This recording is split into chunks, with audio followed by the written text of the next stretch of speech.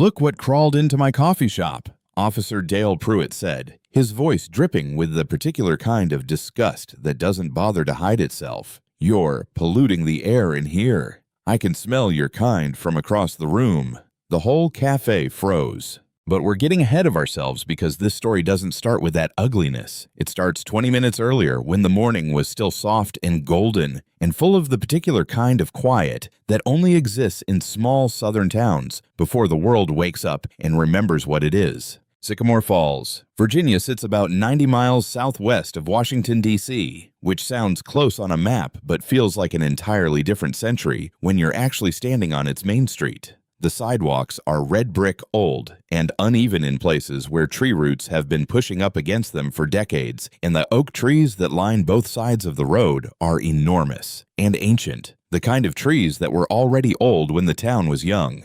In September, they start dropping their first leaves, and on a morning like this one with the early sun cutting low and golden through the gaps between the storefronts, those falling leaves catch the light in a way that makes the whole street look like something out of a painting, someone made to remember a better time. The town has a population of just under 8,000 people, and that number has not changed meaningfully in roughly 150 years. There are white church steeples visible from nearly every corner of downtown. There are boutique shops with handwritten chalkboard signs in their windows. There is a hardware store that has been owned by the same family since 1931. There is a barbershop where the same two men have been arguing about the same college football rivalry since at least 1987, and nobody has ever settled it, and nobody ever will. Sycamore Falls is the kind of town where everyone knows everyone, and where everyone notices immediately and completely when somebody new walks in. Cornerstone Coffee sits at the corner of Main and Ridgeline, and it is the undisputed social center of the town in a way that the town hall and the churches and the barbershop all together could never quite match. It opens at 6:30 in the morning, and it is never empty. The smell that hits you when you push open the door is exactly the smell a coffee shop should have: dark roasted beans, something sweet baking in the back, a hint of cinnamon from the display case that runs along the left wall. The espresso machine behind the counter hisses and pops at irregular intervals like a small and contented animal. A television mounted in the far corner plays morning news on low volume, mostly for background because the real conversation has always happened at the tables.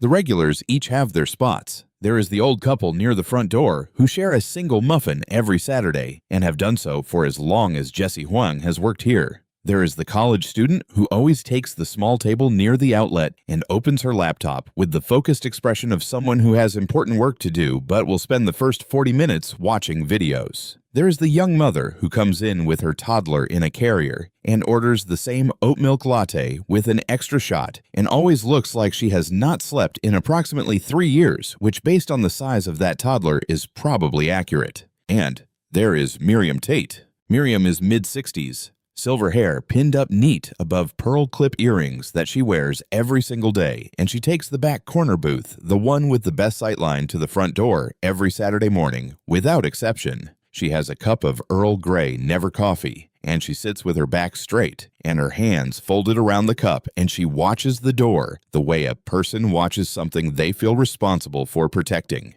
She has lived in Sycamore Falls her entire life, and she believes with the serene certainty of someone who has never seriously been challenged on the point that she knows exactly what this town is and exactly what it should remain. On this particular Saturday morning, Miriam Tate arrived at 7:55, claimed her booth, ordered her tea, and settled in to watch the door. She did not have to wait long for something worth watching. Dwight Calloway had driven down from Washington the night before, taking his time on the highway, stopping once for gas and a bad cup of vending machine coffee somewhere around Fredericksburg, arriving in Sycamore Falls just after 10 at night, when the town was already dark and quiet. He had checked into a small motel on the edge of town. Nothing fancy. The kind of place with a parking lot made of cracked asphalt and a vending machine outside the ice room that accepts only exact change. And he had sat on the edge of the bed for a long time, looking at nothing in particular before he finally managed to sleep. His grandmother, Estelle Calloway, had grown up on a county road about 4 miles outside of town in a farmhouse that no longer existed in any physical sense, but still existed in every story she had ever told him about her childhood. She had moved north when she was 19 and never lived in Virginia again, but she had talked about Sycamore Falls the way people talk about places that formed them before they had any say in the matter, with a love that was complicated and real and didn't require the place to deserve it. She had passed away 6 weeks ago in late July in her apartment in Baltimore with Dwight holding her hand, and he had been carrying the weight of that loss around with him ever since, like something he kept reaching for and finding still there. He was here to walk the road she used to describe. He was here to sit in the places she remembered. He was here to grieve privately and quietly in the only way he knew how to do it, which was to move through the world at a slightly slower pace than usual and let the feelings find him when they were ready. He pulled up to Cornerstone Coffee a little after 8 in the morning, parked 2 blocks down, because the spot right in front was taken, and walked the short distance down the red brick sidewalk with his hands in the pockets of his worn brown leather jacket. He was dressed down in the most genuine sense, not deliberately casual, just genuinely off-duty in a way that showed. Faded jeans clean but old, reading glasses hanging from his collar on a thin cord, a folded newspaper tucked under his left arm, the Saturday edition picked up from a box outside the motel. Nothing about him announced anything. Nothing about him said Federal Law Enforcement, Washington, D.C., or anything other than a man in his early 50s on a quiet Saturday morning doing exactly what he appeared to be doing. The bell above the door jingled when he stepped inside, and the smell hit him immediately. Dark roast and something peachy from the muffins in the display case, and something about that smell. The warmth of it, the simple domesticity of it loosened something in his chest that had been tight for 6 weeks. He walked to the counter and smiled at the young woman working the register. Her name tag read Jessie Huang, and she had the alert, slightly tired look of someone who opens early shifts with genuine cheerfulness because she actually likes people, which is rarer than it should be. "Good morning," he said. "Can I get a large coffee? Black and one of those peach muffins." Jessie smiled back. "For here or to go?" "For here, please." "Going to sit a while if that's all right." "Take all the time you want. Corner booth by the window gets the best light this time of morning." He paid in cash and dropped a generous tip in the jar without ceremony, and he thanked her by name, and then he carried his coffee and his muffin to the corner booth she had pointed toward and settled in with the particular care of a man who intends to stay for a while and wants to get comfortable about it. He set his jacket on the seat beside him, the inner pocket slightly open in the way a jacket falls when you've just taken it off without thinking about it. And if anyone had looked carefully at that inner pocket, they would have noticed the silver clip of a neat stack of business cards just barely visible above the edge of the fabric. He put his newspaper flat on the table, opened it to the middle section, and took his first sip of coffee. He exhaled slowly through his nose. It was the first real breath he had taken in 6 weeks. Here is what every single person inside Cornerstone Coffee that Saturday morning did not know. Dwight Calloway was the newly appointed chief of the Civil Rights Division of the Federal Bureau of Investigation, not a regional supervisor, not a mid-level administrator. The chief, meaning the person who ran the entire federal operation responsible for investigating hate crimes, police misconduct, and civil rights violations across all 50 states of the United States of America. He had testified before Congress on 3 separate occasions, the most recent of which had resulted in a major revision to federal law enforcement oversight policy. He had personally directed the dismantling of 2 white supremacist networks operating inside municipal police departments in the Southeast operations so sensitive that the public would never hear about them and wasn't meant to. He had put corrupt sheriffs in federal prison in 4 different states. He had written, and this detail will matter later, the Federal Policy Manual on Civil Rights stops the document that established exactly what an officer can and cannot legally do during a racially motivated encounter, the document that his own attorneys would quote verbatim at trial 6 months from now. He had also, in the course of his 22-year career, personally trained hundreds of federal agents in de-escalation tactics, interview technique, and how to survive a racially motivated police encounter without losing your life or your composure. He had sat across conference tables from the families of men who had not survived those encounters. He had held the hands of mothers in federal hearing rooms and listened to things that a person does not unhear. He had done all of this with a steadiness that people who worked with him tended to describe when they were being honest, not as calmness exactly, but as something more like a deep and considered refusal to be moved by anything less than the truth. Today in Sycamore Falls, Virginia, on a quiet September Saturday, none of that existed. None of it was visible. None of it was announced. There was only a black man in a corner booth with a cup of coffee and a newspaper, and nobody in that room knew his name, and for now, that was exactly how he wanted it. The bell above the door jingled for the second time at approximately 8:23, and Officer Dale Pruitt stepped inside. He was early 30s with platinum blonde hair cut military short and the kind of jaw that always seemed set slightly too hard, as if he were perpetually bracing for an argument he intended to win before it started. His uniform was pressed with the kind of precision that suggests the pressing itself is a statement, and he came through the door, already scanning eyes moving across the room in the quick assessing sweep of a man who has decided that his job is to find things wrong. Several of the regulars nodded at him. When he came in the old couple near the door, the man at the counter with the crossword and Pruitt did not nod back because he was already too busy with his inventory of the room to bother with the people he had already decided were not interesting. His eyes found Dwight Calloway in approximately 4 seconds. Something shifted in Pruitt's whole body in the way that a machine shifts when you engage a gear. Not dramatic, not sudden, but definitive. A change of state that doesn't announce itself, but is absolutely clear from the outside. His jaw, already tight, tightened further. His right hand dropped from his side to rest on his belt, his fingers brushing the handle of his service weapon in the unconscious, habitual way of someone who has done it 10,000 times until it became a reflex rather than a decision. He did not move toward Dwight yet. He just stood there in the doorway, taking his time, letting his presence fill the room the way he had learned to let it fill rooms, which was slowly and with full intention. At the back corner booth, Miriam Tate had been watching Dwight since the moment he walked in, and now she was watching Pruitt. And Pruitt was watching Dwight, and the geometry of those 3 gazes drew a line through the cafe that everyone in the room could feel without being able to name it. Pruitt's eyes moved from Dwight to Miriam, and Miriam gave him the nod, slow, deliberate, barely perceptible to anyone not watching for it, but completely unambiguous to the person it was intended for. It was the nod of a woman who has appointed herself the keeper of something and is authorizing its enforcement. It said, "I see him too. I was here first. I'm with you." Near the back of the room, in a booth he'd taken before anyone else arrived that morning, a young deputy named Alan Boggs sat in civilian clothes, off-duty nursing a black coffee, not in any particular hurry. He had come in for the coffee and the quiet and the habit of the place, and he had been reading something on his phone when the bell jangled. He looked up when Pruitt walked in, read the shift in Pruitt's posture, read the direction of Pruitt's gaze, and set his phone face down on the table. Pruitt walked past the register without a glance at Jesse, walked past the glass display case full of peach muffins and blueberry scones and the little handwritten cards that told you the price of each one, and he walked in a straight, deliberate line to the corner booth by the window where Dwight Calloway was sitting with his newspaper and his coffee, and he stopped, and he looked down at Dwight with the particular expression of a man who has never once questioned whether he had the right to stand somewhere and look down at someone.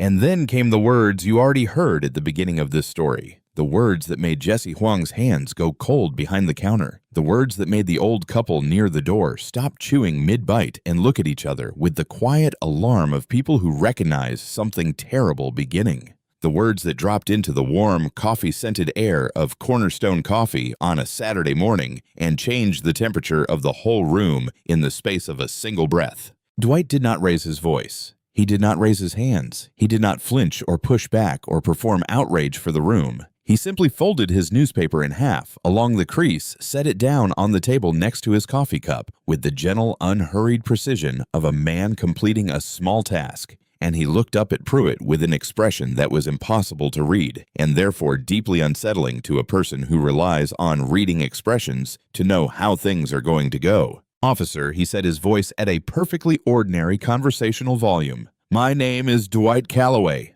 I am a paying customer. Here is my receipt." He slid the small paper slip across the table with 2 fingers, a clean and deliberate gesture. Pruitt didn't glance at it. "I don't care what you paid for, boy. I care what you're doing in my town. I'm visiting family property. I'm reading the newspaper. I'm drinking coffee. You're casing the place. I can spot a criminal from across the street." A chair scraped somewhere behind them, the involuntary movement of someone pulling away from something. The young mother by the window pulled her toddler closer against her chest without making a sound. The college student at her laptop had gone completely still, her fingers hovering above the keyboard, but not pressing anything. And, behind the pastry display, Jessie Huang's right hand had found her phone inside her apron pocket, and she had moved it to the counter below the lip of the display case, and the small red recording dot was blinking in the silence that nobody was quite filling.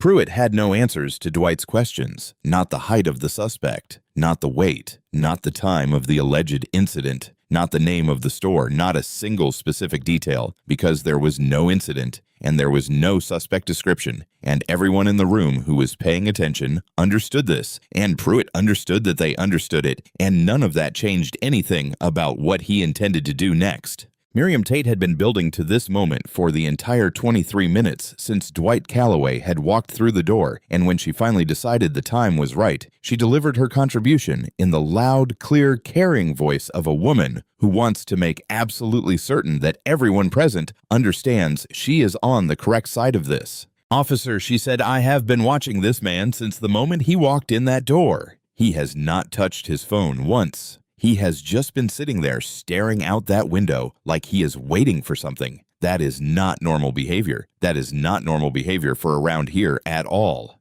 Her voice cut through the cafe like something sharp, through something soft, and Dwight heard it, and he turned his head slowly to look at her, just for a moment. A single measured glance, the way you might look at a situation you have already fully assessed, and are now simply confirming. He took in the pearl clip earrings and the folded hands around the teacup, and the small, self-satisfied expression of a woman who has spent 60-something years believing that her discomfort about certain people in certain spaces was actually a form of civic responsibility. He saw all of it in the time it takes to take one breath, and then he looked away, and he did not give her any response at all, because giving her a response would mean agreeing that she was owed one, and she wasn't.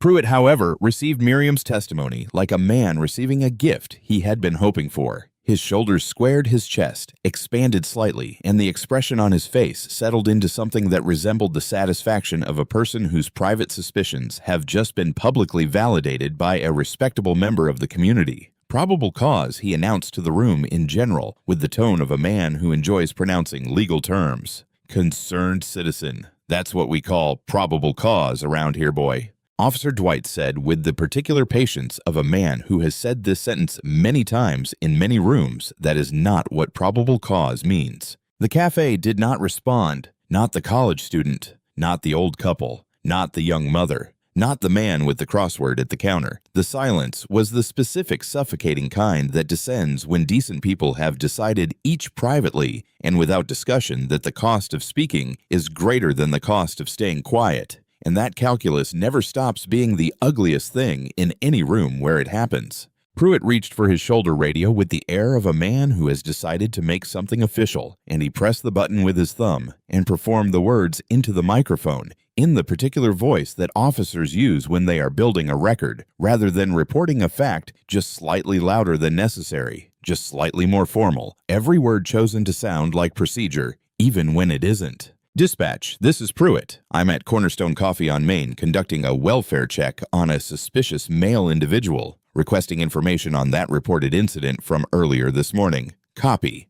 There was no reported incident from earlier that morning. Dwight knew it before the sentence was finished. He had investigated this specific tactic, the fabricated call, the invented pretext, the fake paper trail constructed in real time to justify a stop that had nothing to do with crime and everything to do with who a person was when they walked through a door in federal cases across 7 different states. And he had read the incident reports, and he had interviewed the officers who wrote them, and he recognized every syllable of what Pruitt was doing with the easy familiarity of someone watching a performance they have seen too many times. The radio crackled back with static and something mumbled and non-committal, and Pruitt smiled the smile of a man who has gotten what he needed from a system that was built to give it to him. Dwight asked again quietly and specifically for the height and weight and age, and distinguishing features of the suspect for the name of the store and the time of the incident and the nature of what was taken, and Pruitt had none of these things to give him, and the silence where those answers should have been was its own kind of testimony.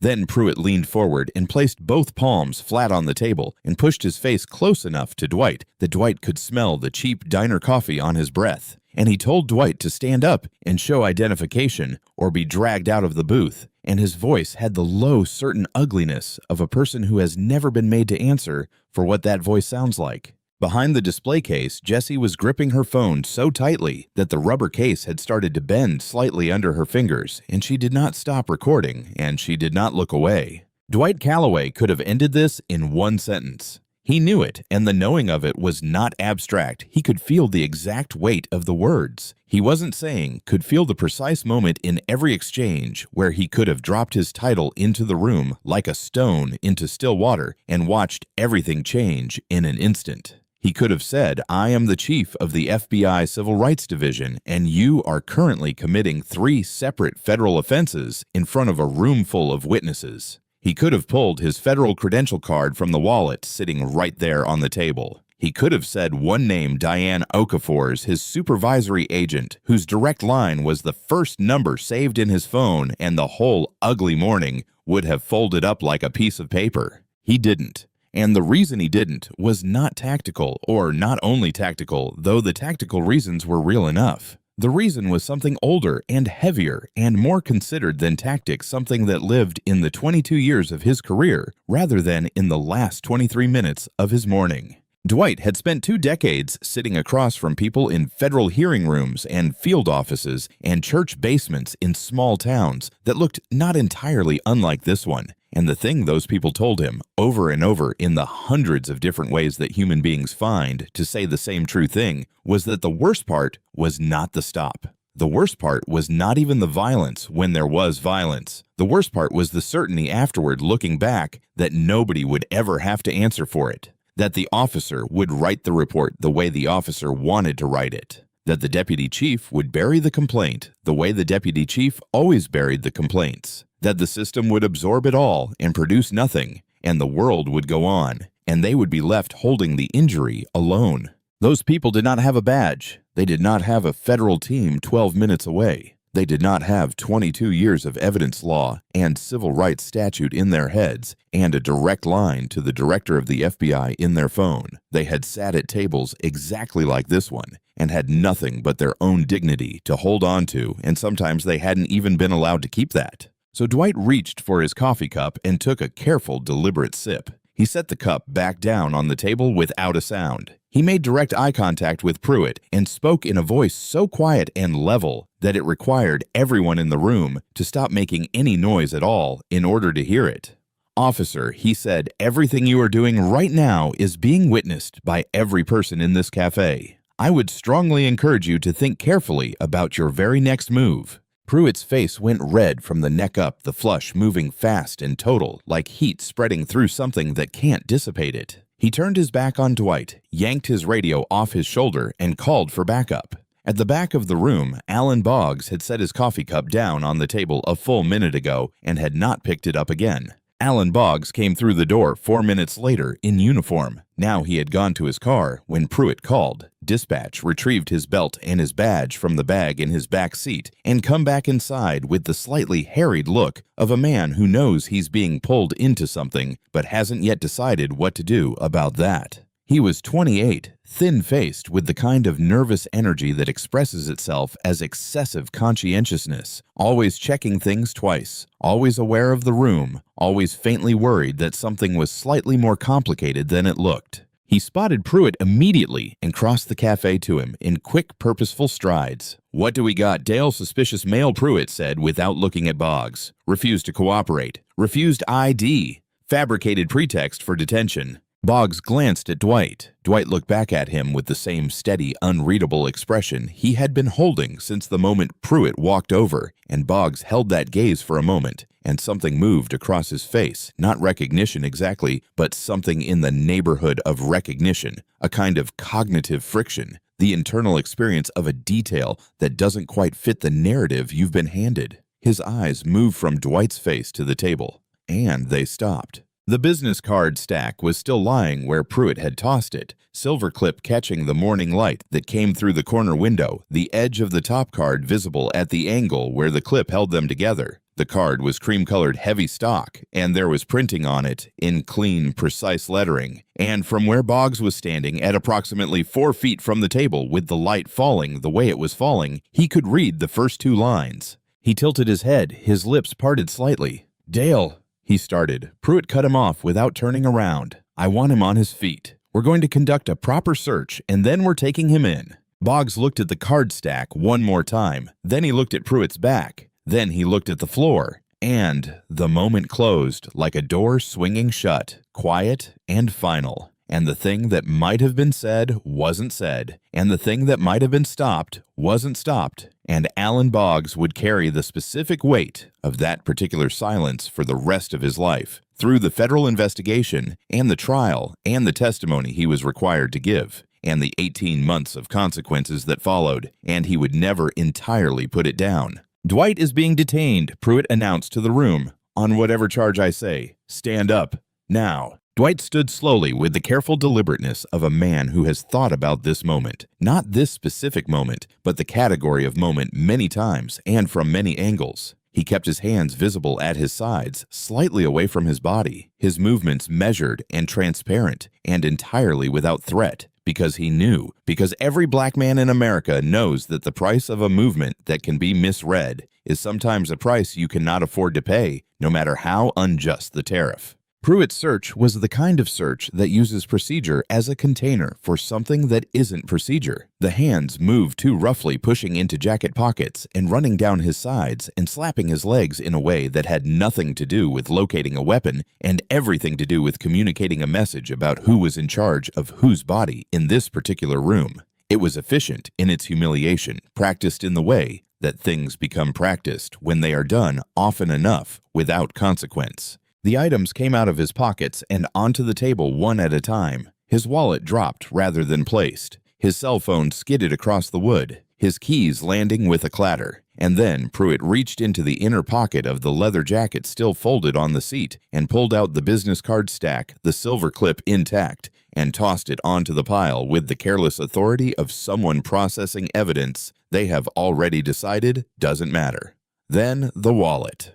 Pruitt opened it and pulled out the cash, first counting it slowly with the exaggerated attention of a man looking for something to be suspicious about. And when he found nothing suspicious, he moved on to the credit card, then the driver's license, then, and this is the moment, the hinge point, the thing that will replay in every account of this day for years afterward. His thumb moved past a thin card tucked behind the license, a card with the letters FBI embossed in gold on a dark background, and he did not stop. He did not slow down. His thumb crossed the gold lettering and kept moving because he had already decided who Dwight was, and that decision left no room for information that would have required him to reconsider. Behind the counter, Jessie could see the table. She had an unobstructed sight line from where she was standing, and the light from the window was falling directly across the items laid out on the wood. And when Pruitt's thumb moved past the gold lettering, Jessie saw it. She read the 2 embossed letters from 20 feet away with the clarity of someone reading something they already understand. They are not going to forget.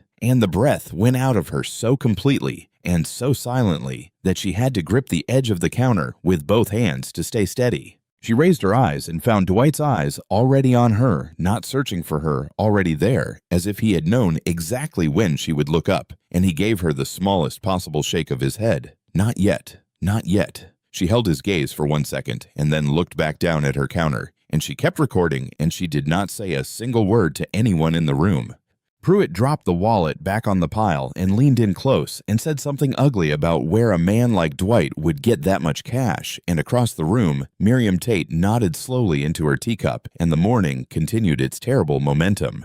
Miriam Tate made her phone call at 8:41, sliding her hand into her leather handbag with the smooth, unhurried motion of a woman performing a routine task, and the conversation lasted 45 seconds. And when she hung up, she took a slow, satisfied sip of her Earl Grey and set the cup back in the saucer with a small, precise click that somehow carried across the room.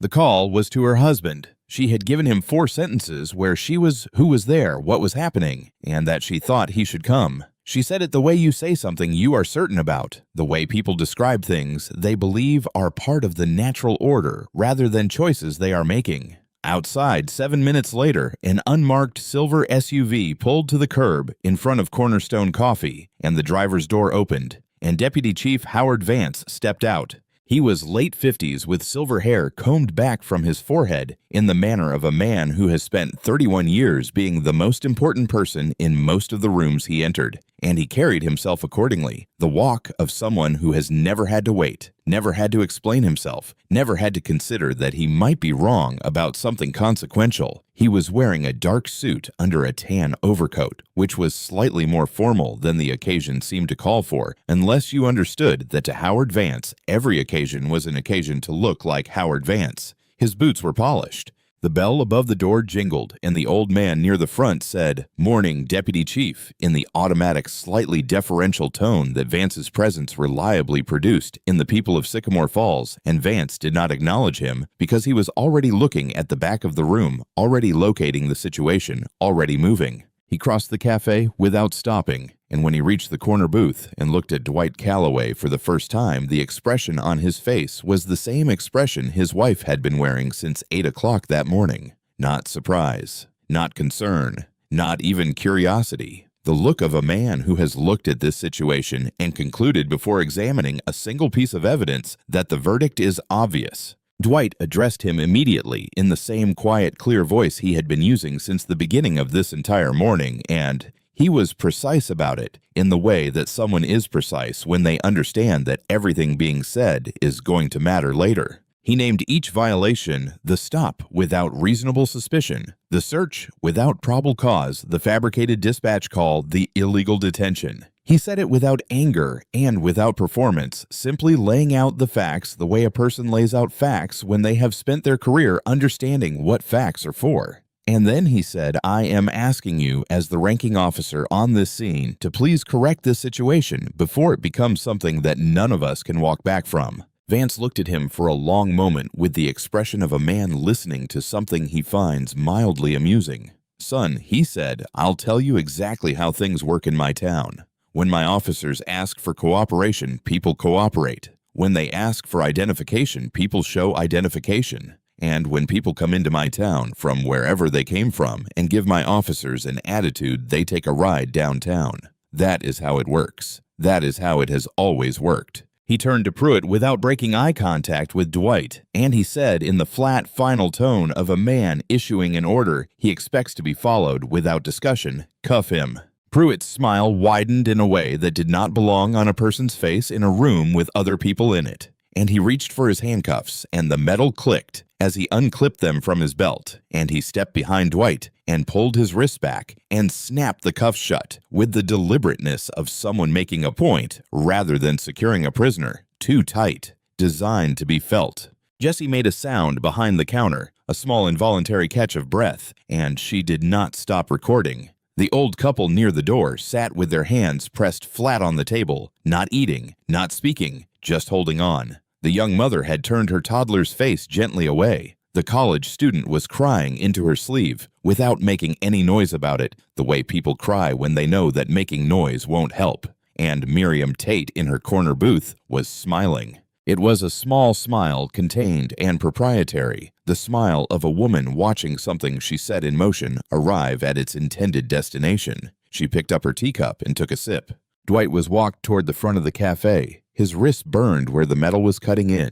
His coffee sat half-finished on the table. His newspaper was still open, and he walked with the particular steadiness of a man who has decided exactly how long he is going to wait and knows that the waiting is almost over. On the sidewalk in the September morning sun, Dwight asked for his one phone call, and Vance laughed, the short, cold laugh of a man who believes he is watching a performance rather than a situation. Let him call his people in D.C. Troy. Nobody is driving 90 miles to save him from a cup of coffee. Pruitt pulled Dwight's cell phone from his jacket pocket and held it up in front of Dwight's face with a smile that was meant to be mocking and landed as something closer to satisfied, and Dwight gave him the number, and Pruitt tapped it in slowly and deliberately and held the phone up to Dwight's ear. The line rang once. Diane Dwight said, "It's Dwight. I am being unlawfully detained by Sycamore Falls PD, including their deputy chief who personally ordered my arrest. Bring the full team." Click. Vance's smirk held for approximately 2 seconds after the call ended, and then something moved through his expression. Not recognition, not alarm, just a small, involuntary tremor of uncertainty, the kind that comes from hearing a voice that sounds like it is used to being obeyed and is giving an instruction, not a request. He felt it for a moment, and then dismissed it because 31 years of being Howard Vance had given him very good practice at dismissing things that did not fit comfortably into his understanding of how the world worked. "Put him in the car," he said. Pruitt pushed Dwight's head down and guided him into the back seat of the patrol car with practiced efficiency, and the door shut with a solid final sound. And Dwight sat in the back and looked out through the window at Vance standing on the sidewalk. And he was not afraid, and the steadiness in his eyes looking out through that glass was the same steadiness that had been there since the moment Pruitt walked in, unchanged, unmoved, waiting. 11 minutes passed. Pruitt went back inside the cafe to manage the witnesses, which in practice meant walking through the room with his thumbs in his belt and making sure that everyone who was looking at their phones was looking at them face down. He stopped at the counter and said something to Jessie that she answered in a single syllable without looking up, and he moved on. He did not notice her phone positioned below the counter's edge. He did not notice the red dot. Outside, Vance paced the section of sidewalk in front of the cafe, making calls of his own. The captain, the department's internal affairs liaison, the city attorney's office in the clipped, efficient tone of a man getting ahead of a story before anyone else can tell it first. He had done this before. He was good at it. Inside, Miriam Tate clicked her handbag shut, finished the last of her Earl Grey, and sat in her booth with the calm, settled expression of a woman whose Saturday had gone according to plan. Jessie waited until Pruitt had moved to the far side of the room.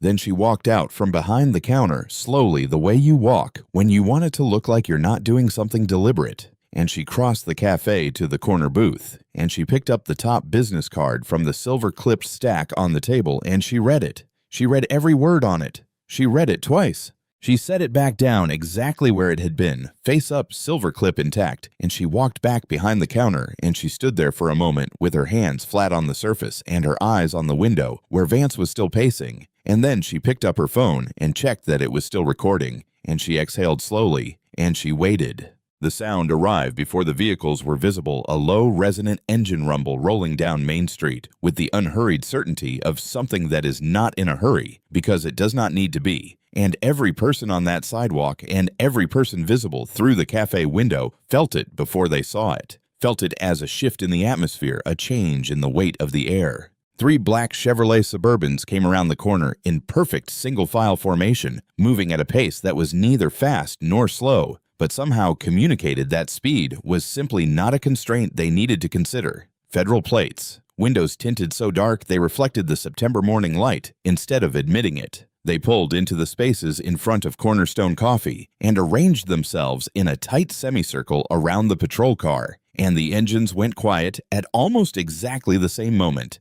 and then the doors opened. 6 agents in dark blue windbreakers stepped out in the measured, coordinated way of people who have done this before and are not performing it for an audience, they are simply doing it. The 3 gold letters across the back of each windbreaker caught the morning sun. FBI. Vance's phone slipped.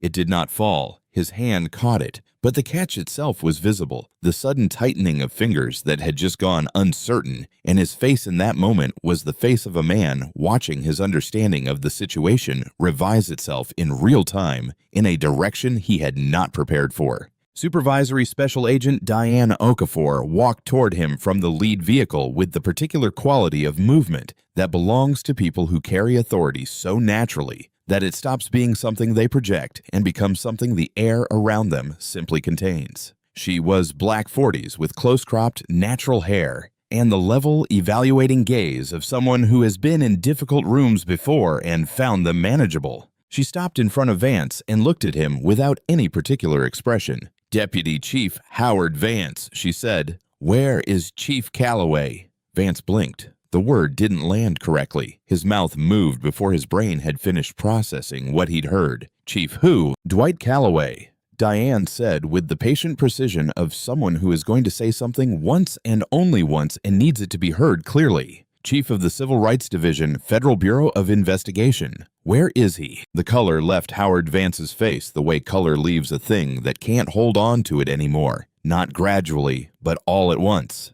And the 31 years of untouchable certainty that had been written into the set of his jaw and the angle of his shoulders, and the way he had walked into that cafe and looked at Dwight like he already knew the outcome. All of it revised itself in the span of 2 seconds into something that looked, if you were being honest about it, like a man who had just understood what he had done. Diane walked past him to the patrol car without waiting for him to recover, and she opened the back door, and Dwight stepped out with the quiet, unhurried ease of a man who has been sitting somewhere and has now decided it is time to stand up. Diane reached into the inside pocket of her windbreaker and produced a small silver handcuff key, and she removed the cuffs herself, and they fell to the asphalt of the Cornerstone Coffee parking lot with a small metallic sound that every person within 30 feet heard clearly. She said, "Sorry for the 12 minutes, sir. Traffic on Route 81. He said, "You're right on time, Diane." Pruitt came out of the cafe at a half-run red-faced, already composing the version of events he was going to deliver, and he stopped so completely that his momentum actually carried him one step forward after his feet had already decided to halt. His detainee was standing free on the sidewalk wrists, visible, surrounded by federal agents, and one of those agents was already walking through the cafe door behind him to collect equipment and statements. Through the cafe window, still lying on the corner table, exactly where he had tossed it without reading it, was the silver-clipped stack of business cards, and from where Pruitt was standing on the sidewalk in the morning light, he could read the top card. He read it. He read it again.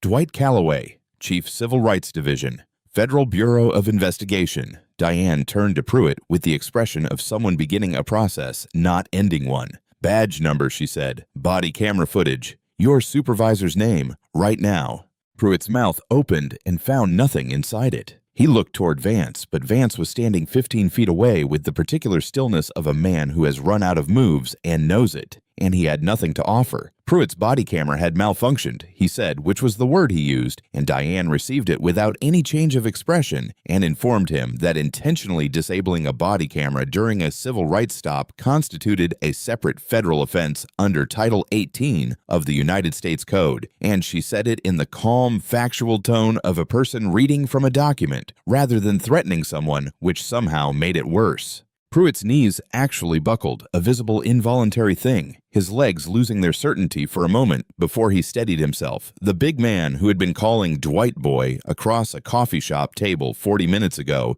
now standing on a public sidewalk in front of 6 federal agents, and a man whose title he had just read on a business card he should have read an hour ago. An agent stepped forward and removed his service weapon. Another removed the badge from his chest, the same chest he had been puffing out all morning. A third unclipped his handcuffs from his belt, the same handcuffs that had been cutting into Dwight's wrists, and bagged them as evidence. Vance tried a different approach, the way a man tries different doors in a burning building. He straightened his shoulders and extended his hand toward Diane and produced his command voice, the one that had worked in every room he had ever needed it to work in, and he said, "Agent Okafor, I have been in law enforcement for 31 years. Let's be professional about this. I'm certain we can find a way to address this situation before anyone makes a decision they." Deputy Chief Vance Diane said, and his name in her voice in that tone stopped him mid-sentence. "You personally ordered the unlawful detention of the chief of the FBI Civil Rights Division. There is nothing to address. There is only what happens next. And what happens next is a federal investigation."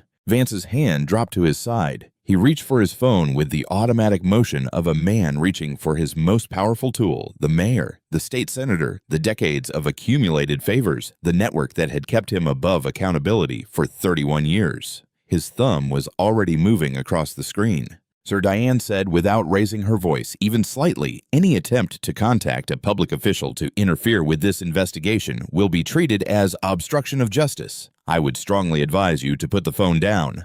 The phone slid out of Vance's hand and hit the sidewalk. He did not bend to pick it up. Boggs was walked to the separate vehicle without incident. He didn't resist, didn't speak, didn't look at Dwight. He looked at the ground for the duration of the walk, and Dwight watched him go, and there was nothing in Dwight's expression except the particular quiet of a man watching something he had seen coming and did not enjoy being right about. Captain Phil Mercer arrived 8 minutes later, coming around the corner in an unmarked cruiser at the speed of a man who has just received catastrophic news and is driving toward it rather than away from it, because 30 years of institutional conditioning makes it impossible to do anything else. He got out of the car with his tie crooked and his face the color of old paper, doing political math so visibly that you could almost watch the calculations moving behind his eyes as he surveyed the scene. The federal SUVs, the agents Pruitt stripped of badge and weapon Vance standing on the sidewalk next to his own phone lying on the ground, and Dwight Calloway standing free in the morning sun rubbing his wrists. Mercer walked straight to Dwight. His hand was out before he had covered half the distance. Chief Calloway, Phil Mercer, Sycamore Falls. PD, I am deeply sorry. I want you to know that I had absolutely no knowledge of that. This is not reflective of how this department. Dwight's voice was polite in the way that a flat surface is polite, offering nothing to push against, giving nothing back. Captain Mercer, he said, your deputy chief personally ordered my illegal arrest following your officer's racial profiling, stop illegal search, and fabricated pretext for detention. Your department's problem this morning is not one officer's sire who made a poor decision. It is a chain of command. My office will be in contact with you on Monday morning. Mercer's outstretched hand completed its slow journey to his side. Vance and Pruitt were each placed in separate federal vehicles, same model as the patrol car. Dwight had been put in same backseat, same requirement to duck your head at the door, and this fact was not lost on anyone watching, least of all the people being placed in them. Boggs was taken in a third vehicle. From inside the café, through the large front window, Miriam Tate stood completely still. An agent had approached her table and informed her in a quiet and professional voice that she would be needed for questioning regarding her role in the morning's events, and that she should strongly consider retaining counsel before that conversation took place. Miriam said nothing. She stood and looked through the window at the sidewalk where her husband's world was being carefully and thoroughly disassembled, and she did not move, and the half-full teacup sat on the table behind her going cold, and the smile she had been wearing since 8 o'clock that morning was entirely gone. Dwight picked up his business cards from the corner table. He tucked them back into his jacket pocket. He sat back down in the corner booth. He picked up his newspaper, turned it back to the page he had been reading when Pruitt walked in, and took a sip of his cold coffee. The real work was just beginning. Jessie Huang uploaded the recording to the internet at 11:17 Saturday night, sitting at her kitchen table with her laptop open and her hands not quite steady, and she wrote a single sentence as the caption, "I saw the card. I knew, and I had to decide if knowing was enough." By Sunday noon, it had 4 million views. By Monday morning, 17 million. Every major network in America was running the footage in full, and the anchors were using words like stunning and deliberate and decades in the making and outside Cornerstone Coffee on Main Street. There were news vans parked end to end and reporters interviewing shaken regulars on the same sidewalk where Dwight had been put in the back of a patrol car 48 hours earlier. One specific moment went viral on its own, entirely separate from the rest of the footage, an 8-second clip of Miriam Tate delivering her concerned citizen testimony from her corner booth, her voice clear and carrying her pearl earrings catching the light, the small and proprietary smile visible even at the resolution of a cell phone recording. The clip was shared with captions that said, "This is what permission looks like," and she didn't need a badge to do it. And within 48 hours, Miriam's face was a symbol not for individual hatred, which people were used to discussing, but for the quiet, socially acceptable architecture of complicity that hatred requires in order to function, which people found harder to look at directly.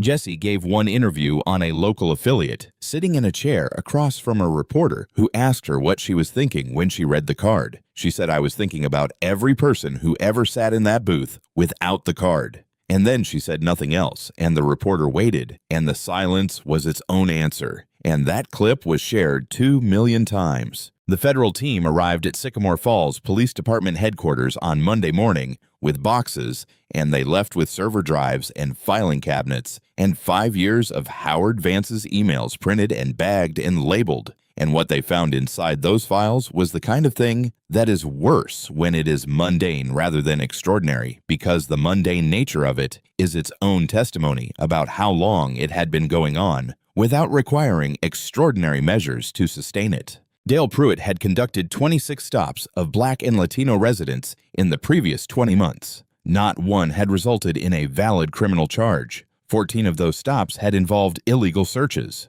4 had involved physical force. 6 individuals had filed formal complaints with the department. Every single one of those complaints had landed on Howard Vance's desk. Every single one had been buried, not lost, not overlooked, not misplaced, but actively processed through the mechanisms of dismissal, altered incident reports, body camera footage marked corrupted investigators quietly reassigned. Vance's emails told the rest of the story in his own words. He had personally coached Pruitt on how to write incident reports that would survive legal scrutiny after a profiling stop, which phrases were safe, which details to exclude, how to characterize a search that had no legal basis in language that made it sound procedurally sound. The coaching was patient and detailed and covered by the casual tone of 2 people who believed they were never going to be read by anyone who would find the content remarkable.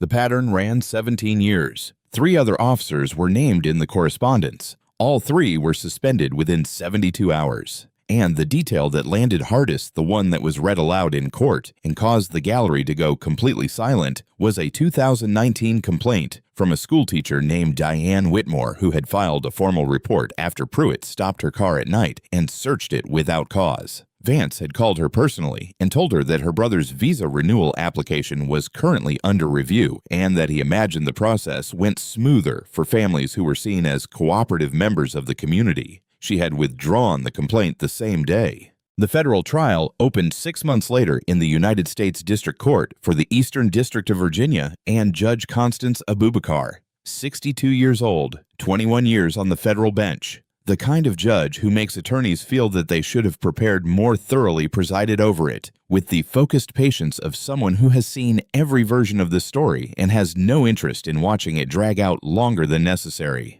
Pruitt's attorney argued department protocol. Judge Abubakar addressed it in under 90 seconds. Vance's attorney argued distinguished career. The judge gave that argument approximately the same amount of time. The evidence was the evidence Jesse's 51-minute recording played in full to a courtroom that did not move or cough for its duration. The forensic recovery of Vance's deleted emails. 8 prior victims of Pruitt's stops taking the stand one after another. The schoolteacher Diane Whitmore describing the phone call she received from the deputy chief of police in the voice of a woman who had been carrying it for 6 years. The jury deliberated for 4 hours. Dale Pruitt guilty on all counts. 7 years federal prison, permanent bar from law enforcement. Howard Vance guilty on all counts. 11 years federal prison, pension stripped, permanent bar from public office. Miriam Tate guilty of obstruction of justice. 2 years suspended 400 hours of community service at a civil rights education center in Richmond. She received the sentence without expression, standing very straight, and her pearl earrings caught the courtroom light on the way out. Alan Boggs guilty of complicity and failure to intervene. 18 months. Required to testify in 3 related cases. He said when asked at sentencing if he had anything to add, "I saw the card. I knew. I chose wrong. Nobody in the room missed the echo." Captain Phil Mercer resigned under federal pressure before the verdicts were even read. Sycamore Falls Police Department entered a federal consent decree requiring direct DOJ oversight for a minimum of 5 years. 3 additional officers were terminated. The city council voted unanimously for independent civilian oversight with full subpoena power. The vote took 9 minutes. On the courthouse steps, Dwight Fletcher stood in front of a wall of microphones and said one sentence: "Justice that arrives. This clearly sends a message that injustice anywhere in this country is now living on borrowed time." Then he walked down the steps, got into a waiting car, and was gone before the cameras had finished repositioning. 8 months after the verdicts, on a Saturday morning in late spring, when the oak trees on Main Street had gone fully green, and the air coming off the Blue Ridge had that particular warmth that arrives in Virginia in May and makes you feel briefly and completely that things are capable of being better than they have been, Dwight Calloway parked 2 blocks down from Cornerstone Coffee in the same spot he had parked 8 months before, and he walked the same red brick sidewalk, and he pushed open the door, and the bell jingled, and he stepped inside. Something was different. Not in the furniture or the lighting or the hiss of the espresso machine, all of which were exactly as he remembered them. Different in the air itself, in the quality of the room's attention, the way a space feels when it has been through something and come out changed on the other side of it. Jessie looked up from the register and her whole face shifted in a way that had nothing to do with customer service and everything to do with 8 months of something she had been carrying. She put her hand flat over her heart for one quiet second. Then she smiled. "Large coffee black," he said, "and one of those peach muffins. For here. Is the corner booth still available?" She said. "It's been waiting." On the wall beside the register, framed in dark wood, hung the front page of the Sycamore Falls Gazette from the week the verdicts came down. The town faces its own reflection. Below it, in a smaller frame, was a piece of paper in Jessie's handwriting. "Courage is knowing and choosing not to look away." Miriam Tate's old corner booth was occupied by a grandfather and his teenage granddaughter. She was working on something in a notebook. He was reading the paper, and they looked in the uncomplicated way of people who are simply somewhere they belong, completely at home.